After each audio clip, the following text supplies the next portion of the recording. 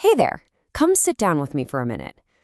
I was just thinking about how studying, taking exams, and trying to keep up with all your daily tasks, well, it can sometimes feel incredibly overwhelming, right? It's like you're climbing this steep, rugged mountain with a terribly heavy backpack. And honestly, as adults, we sometimes forget just how exhausting that really is. But I see you. I see how hard you're working. So today, I want to share a gentle explainer with you, a guide to your own mind. We're going to look at a set of secret cheat codes that will actually make things so much easier. And don't worry, it's not just me nagging you to work harder. We are going to figure this out together. We hear it everywhere, don't we? Is learning really just about being naturally smart or, finding your passion? Well, let's translate the complex science into plain human language. Just imagine a cute little squirrel vigorously shaking its head no, because relying solely on raw talent or waiting around for passion to strike, that's a huge myth. The real truth of how your mind works is actually much, much more encouraging than that. Have you ever heard the word neuroplasticity? I know, it sounds super complicated, but it's pure magic. You see, passion is really just a temporary spark of dopamine. It's like a quick firework. Pretty? Sure, but it fades fast. True learning actually happens when you bravely step outside your comfort zone. When you finally tackle that confusing math problem or a tough grammar rule, you are physically reshaping your brain's architecture. You are literally growing new physical bridges inside your head. How cool is that? Okay, so let's look at how your brain actually builds those bridges. Imagine your mind is a bright, colorful pinball machine. When you're doing complex math, you're in what we call focused mode. The rubber bumpers are tightly packed together, and the ball bounces rapidly in this tiny little space. But to be creative or to grasp a totally new concept, your brain needs diffuse mode. In this state, the bumpers are wide open, letting the ball roll freely to connect entirely new ideas. So here is a little secret.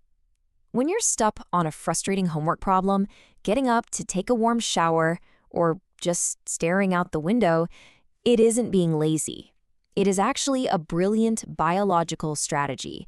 In fact, famous geniuses purposefully took short naps just to let their mental pinballs wander in that wide-open, diffuse mode. It's exactly how the brain naturally finds the answers you were just stressing over. Now, I want you to imagine a frantic little attention octopus sitting right behind your forehead. This little guy represents your working memory, and he only has 4 tentacles. He can literally only juggle 4 things at once. So if your phone buzzes while you study, you're basically throwing extra balls at him. What happens? He panics and drops everything. You simply cannot juggle studying and phone notifications at the same time. It's not a lack of willpower on your part. It's just biology. So how do we help that octopus and actually remember things long term? Picture your brain cells as tiny space aliens living in a thick, grassy forest. When you first learn something, they spark weakly, trying to clear a tiny mouse path. It's exhausting work. But the more you practice, the more they clear the path, turning it into a wide, paved highway. If you stop entirely, though, the weeds just grow right back over it. That is why I ask you to practice, not to annoy you, but to keep your highway clear. This brings us to something I know you struggle with, and honestly, I struggle with it too sometimes. Why do we procrastinate? Look, I want to completely validate that urge you feel to avoid hard work. Procrastination is not a character flaw. It absolutely does not mean you are lazy or broken. It is actually a deeply ingrained biological defense mechanism against perceived pain. The science behind this urge to run away is just amazing. You actually have a pain center in your brain called the Insular Cortex. When you look at a messy room that needs cleaning or a super intimidating textbook, this area lights up. To your brain, it feels like actual physical pain. So naturally, you crave the quick comfort of scrolling on your phone, just to make that pain stop. But here is a gentle cheat code to beat that brain pain. It's called the Pomodoro technique. Here's what we do.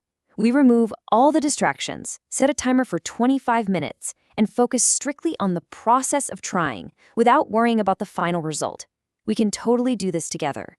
We'll set a timer to tidy up your bedroom, or even use it to plan out your weekend gaming time. The amazing part? That brain pain naturally fades after about 20 minutes. And then you get a guilt-free 5-minute fun reward. In school, it often feels like everyone around you has a racer brain. They just seem to absorb things instantly. But here's the catch. Racers often miss the beautiful details and get stuck in cognitive ruts. Then there is the mountain climber brain. It moves slow and steady. Sure, it might have goldfish moments where it forgets little things, but its absolute superpower is profound creativity and a really deep, unshakable understanding. So, if you ever feel anxious watching others finish their tests early, just take a deep breath. You are a mountain climber. You walk slowly, but because of that, you discover the hidden treasures that the racers just rush right past. Did you know many brilliant Nobel Prize winning scientists had the exact same mountain climber brain as you? It is perfectly okay and actually wonderful to accept your own unique learning pace. Let's turn this into a practical memory hack. We need to avoid the illusion of competence. That's when you just stare at a book or highlight text. It feels like learning, but it's really just a visual trick. Instead, take a picture walk first to see the whole forest. Scan the headings and pictures. Then comes the most crucial step, active recall. Physically close the book. Force your brain to recall the core concepts from scratch. That mental strain, that is exactly what builds the strongest links. Think of it kind of like a sports drill. If you only practice free throws from one exact spot over and over, that's blocked practice. Sure, you get good at that one spot, but interleaved practice is moving all over the court, mixing up math, then history, then grammar. Now, it feels messy and honestly a bit painful at first, but it trains your brain to know exactly when to use which tool, making your knowledge incredibly flexible. Okay, I know I'm always nagging you about sleep, but here is the actual scientific reason why. During the day, metabolic toxins physically build up in your head. At night, your brain cells literally shrink. This magical process allows your cerebrospinal fluid to wash away those toxins, kind of like a dishwasher.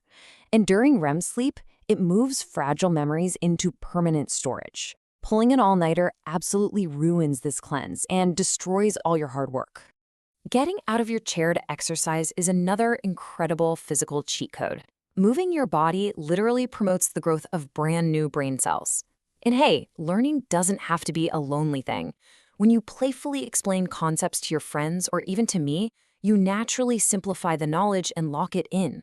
We can take walks together and you can teach me exactly what you learned today. Now, when things don't go perfectly, like when you get a tough exam result back, we need a plan. From now on, when that happens, I am going to tell you, this just means your brain is excited. Let's look together at what the climber brain found. We're going to use positive cognition to rebuild your confidence. We won't focus on the failure. Instead, we'll focus on the beautiful details your mind picked up along the way. When you're actually sitting in the exam room, here is a black belt trick. Hard start, jump to easy. First, scan the entire test.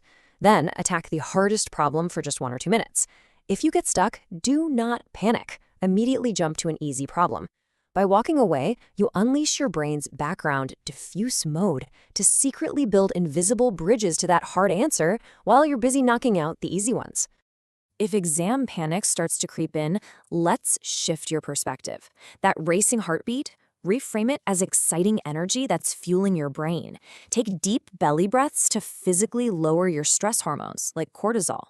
We can even sit down together before the test and create a plan B.